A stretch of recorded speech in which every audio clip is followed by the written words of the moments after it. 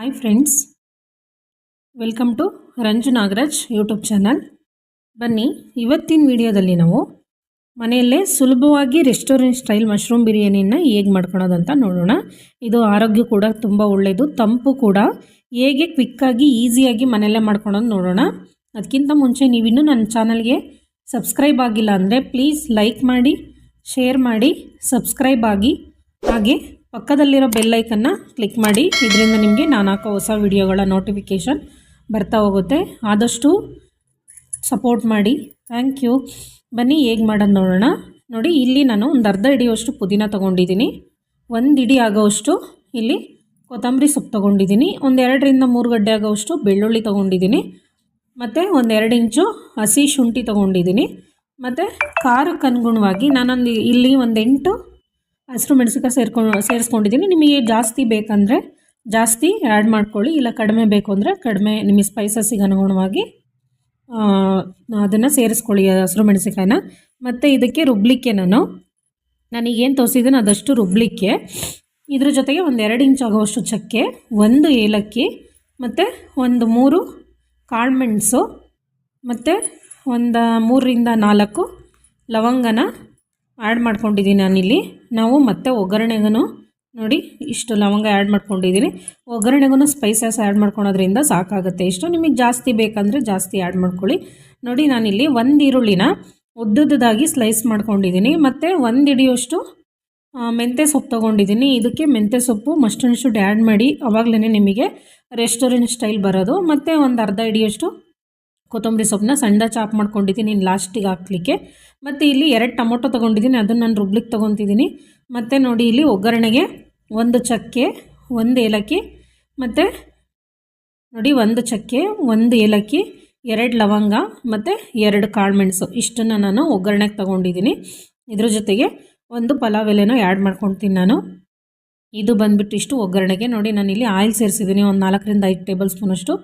ಇದಕ್ಕೆ ನೀವು ಒಂದು ಪಲಾವ್ ಎಲೆ ಹಾಕ್ಕೊಂಡಿದ್ದೀನಿ, ಮತ್ತು ಸ್ಪೈಸಸ್ ಐಟಮ್ ಕೂಡ ಆ್ಯಡ್ ಮಾಡಿಕೊಂಡು ಈರುಳ್ಳಿ ಹಾಕ್ಕೊಂಡಿದ್ದೀನಿ. ನೀವು ಯಾವುದೇ ಬಿರಿಯಾನಿ ಐಟಮ್ ಮಾಡೋದಾಗಲಿ ಅಥವಾ ಪಲಾವ್ ಐಟಮ್ ಆಗಲಿ, ನೀವು ಆದಷ್ಟು ಸ್ವಲ್ಪ ಉದ್ದುದ್ದಾಗಿ ಚಾಪ್ ಮಾಡ್ಕೊಂಡು ಈರುಳ್ಳಿನ ಸ್ವಲ್ಪ ಗೋಲ್ಡನ್ ಬ್ರೌನ್ ಬರೋವರೆಗೂ ಚೆನ್ನಾಗಿ ಕುಕ್ ಮಾಡ್ಕೊಳ್ಳಿ, ಆಯಿಲಲ್ಲಿ ಫ್ರೈ ಮಾಡ್ಕೊಳ್ಳಿ. ಆವಾಗಲೇ ನಿಮಗೆ ಟೇಸ್ಟ್ ಬರೋದು. ನೀವು ಎಣ್ಣೆ ಸ್ಕಿಪ್ ಮಾಡಿಬಿಟ್ಟು ತುಪ್ಪ ಕೂಡ ಆ್ಯಡ್ ಮಾಡ್ಕೋಬೋದು. ನೋಡಿ, ಇನ್ನೊಂದು ಅರ್ಧ ಕುಕ್ ಆಗಿದೆ. ಈ ಟೈಮಲ್ಲಿ ನಾನು ಮೆಂತ್ಯ ಸೊಪ್ಪನ್ನ ಹಾಕ್ತಾಯಿದ್ದೀನಿ. ಇದು ಮೆಂತ್ಯ ಸೊಪ್ಪು ಅಷ್ಟೇ ಹಸಿ ಸ್ಮೆಲ್ಲೆಲ್ಲ ಹೋಗಬೇಕು.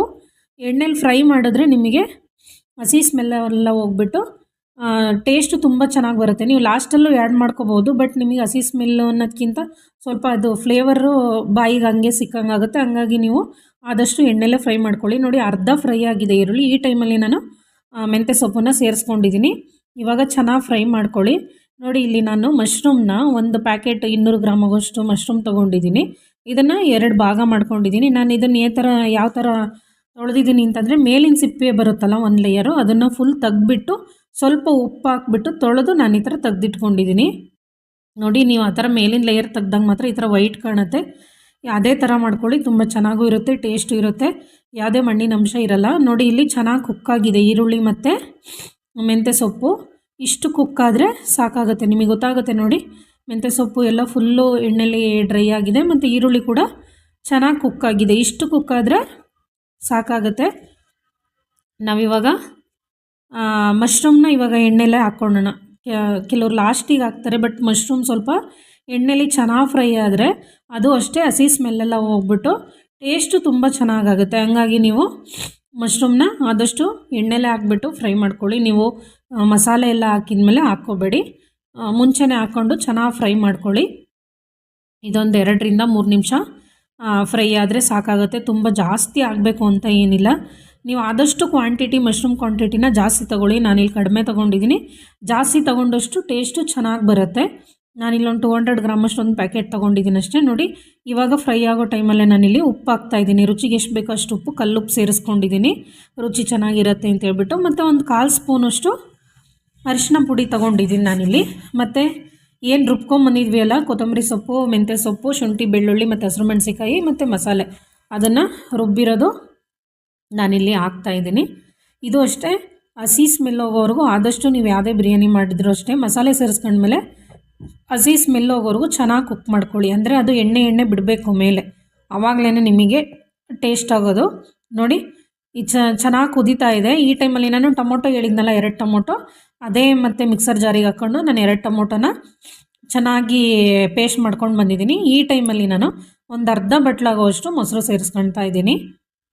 ನೀವು ಮೊಸರು ಬೇಡ ಅಂತಂದರೆ ನೀವು ಒಂದು ಅರ್ಧ ಲಾಸ್ಟಲ್ಲಿ ಮುಚ್ಚುವಾಗ ಕ್ಲೋಸ್ ಮಾಡ್ತೀರಲ್ವ ಕುಕ್ಕರ್ನ, ಆ ಟೈಮಲ್ಲಿ ಒಂದು ಅರ್ಧ ನಿಂಬೆಹಣ್ಣು ಕೂಡ ಸೇರಿಸ್ಕೋಬೋದು. ಬೇಡ ಮೊಸರೆ ಅಂತ ಚೆನ್ನಾಗಿರುತ್ತೆ ಅಂದರೆ ಮೊಸರು ಹಾಕ್ಕೋಬೋದು. ನಾನು ಮೊಸರೆ ಹಾಕ್ಕೊಂಡಿದ್ದೀನಿ. ಮೊಸರು ತುಂಬ ಚೆನ್ನಾಗಿರುತ್ತೆ. ಒಂದು ಅರ್ಧ ಬಟ್ಲಾಗೋಷ್ಟು ಮೊಸರು ಹಾಕ್ಕೊಂಡಿದ್ದೀನಿ. ಅಂದರೆ ಒಂದು 3 ರಿಂದ 4 ಟೇಬಲ್ ಸ್ಪೂನ್ ಆಗೋಷ್ಟು ಮೊಸರು ತೊಗೊಂಡಿದ್ದೀನಿ. ನೋಡಿ ಇದರಲ್ಲಿ ನಾನು 1 ಕಪ್ ಆಗೋಷ್ಟು ಅಕ್ಕಿ ತೊಗೊಂಡಿದ್ದೀನಿ. ಸೋನಾ ಮಸೂರಿ ಅಕ್ಕಿ ತೊಗೊಂಡಿದ್ದೀನಿ 1 ಕಪ್ ಆಗೋಷ್ಟು. ನೋಡಿ ಆಲ್ರೆಡಿ ನಾನು ಏನು ಇದನ್ನು ಮಸಾಲೆ ರುಬ್ಕೊಂಡಿದ್ದೀನಲ್ಲ, ಅದರಲ್ಲಿ ಒಂದು ಅರ್ಧ ಲೋಟದಷ್ಟು ನೀರಿದೆ ಆಲ್ರೆಡಿ. ನಾನು ಇವಾಗ ಏನು ಮಾಡ್ತಿದ್ದೀನಿ ಅಂತಂದರೆ ಇದಕ್ಕೆ 2 ಲೋಟ, 1 ಕಪ್ಪಿಗೆ 2 ಕಪ್ ಅಳತೆ ಆಗೋವಷ್ಟು ನಾನು ನೀರು ತೊಗೊಂಡಿದ್ದೀನಿ. ಇವಾಗ 1.5 ಲೋಟ ನೀರು ಸೇರಿಸ್ಕೊಂಡಿದ್ದೀನಿ ಇದರಲ್ಲಿ. ಇದು ಅಷ್ಟೇ ಒಂದು ಚಿಕ್ಕದಾಗಿ ಒಂದು ಸಣ್ಣ ಕುದಿ ಬರಲಿ. ಕುದಿ ಬಂದಮೇಲೆ ನಾವು ಇದಕ್ಕೆ ರೈಸ್ನ ಸೇರಿಸ್ಕೊಳ್ಳೋಣ. ನೋಡಿ ಸಣ್ಣದಾಗಿ ಕುದಿ ಬರ್ತಾಯಿದೆ. ಈ ಟೈಮಲ್ಲಿ ನಾವು ರೈಸ್ ಸೇರಿಸ್ಕೊಂಡಿದ್ದೀನಿ. ನೋಡಿ ಇಲ್ಲಿ ನಾನು ಸೋನಾ ಮಸೂರಿ ತೊಗೊಂಡಿದ್ದೀನಿ.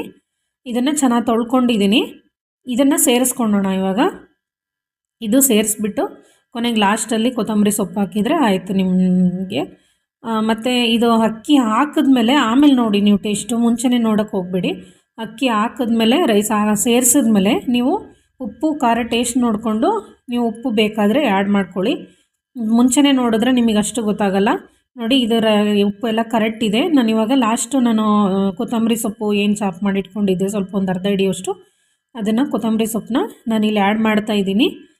ಇದು ಆ್ಯಡ್ ಮಾಡಿಬಿಟ್ಟು ಲಿಡ್ ಕ್ಲೋಸ್ ಮಾಡಿ 1 ರಿಂದ 2 ವಿಷಲ್ ತೆಗೆದ್ರೆ ಸಾಕಾಗುತ್ತೆ. ನಾನಿಲ್ಲಿ 2 ವಿಷಲ್ ತೆಗಿತಾ ಇದ್ದೀನಿ. ನೋಡಿ ನಿಮ್ಮ ಕುಕ್ಕರ್ದು ಮೇಲೆ ಡಿಪೆಂಡ್ ಇರುತ್ತೆ. ಪ್ರೆಷರ್ ಜಾಸ್ತಿ ಇತ್ತು ಅಂತಂದರೆ 1 ವಿಷಲ್ ತೊಗೊಳ್ಳಿ, ಇಲ್ಲ ಪ್ರೆಷರ್ ಕಡಿಮೆ ಇದೆ ಅಂತಂದರೆ 2 ವಿಷಲ್ ತೊಗೊಳ್ಳಿ. ನಾನಿಲ್ಲಿ 2 ವಿಷಲ್ ತೊಗೊಂಡಿದ್ದೀನಿ, ಪರ್ಫೆಕ್ಟಾಗಿ ಆಗುತ್ತೆ ಅಂತ ಹೇಳ್ಬಿಟ್ಟು. ನೋಡಿ ಎಷ್ಟು ಈಸಿಯಾಗಿ ಮನೇಲೇ ಮಾಡ್ಕೋಬೋದು ಅಂತ ನೀವೇ ನೋಡ್ತಾ ಇದ್ದೀರಾ. ಹಿಂಗೆ ಹೋಟೆಲ್ ಶೈಲಿಯಲ್ಲಿ ಯಾವ ಥರ, ರೆಸ್ಟೋರೆಂಟ್ ಸ್ಟೈಲಲ್ಲಿ ಯಾವ ಥರ ಬಂದಿದೆಯೋ ಅದೇ ಥರ ಬಂದಿದೆ. ತುಂಬ ಚೆನ್ನಾಗಿದೆ ಅಂತಂದರೆ ತುಂಬ ಚೆನ್ನಾಗಿತ್ತು. ಟೇಸ್ಟ್ ಕೂಡ ನಾವು ಟೇಸ್ಟ್ ಮಾಡಿದಾಗ ತುಂಬ ಚೆನ್ನಾಗೂ ಬಂದಿತ್ತು. ಚಿಕನ್ ಮಟನ್ ಬಿರಿಯಾನಿಗಿಂತ ತುಂಬ ಟೇಸ್ಟಾಗೂ ಇತ್ತು. ಆದಷ್ಟು ಬೇಗ ಮಾಡ್ಕೊಳ್ಳಿ, ತುಂಬ ಆರೋಗ್ಯ ಕೂಡ ಒಳ್ಳೆಯದು. Thank you.